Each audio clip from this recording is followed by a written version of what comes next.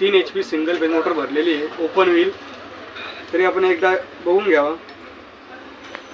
हे रनिंग व वरतून आपण जे टाकतो ते स्टार्टिंग म्हणतो. हां, आणि आपण आता कनेक्शन समजून घेऊ. Single phase open wheel. हे बघा,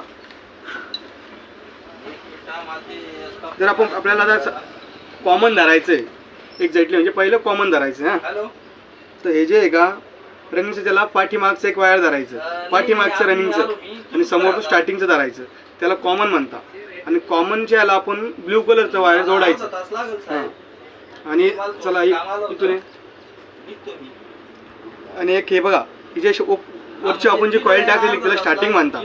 म्हणजे जे स्टार्टिंगचं आहे का ते जे एक वायर उरतं ना, ते त्याला येल्लो कलरचं वायर जोडायचं. आणि एक राहिलं आपलं कोणतं रनिंगचं पण एक वायर उरतं, कारण आपण एक कॉमन मध्ये टाकलेलं आहे आणि एक वायर आता उरणार आहे, त्याला रेड कलरचं वायर जोडायचं. समजलं? ओके.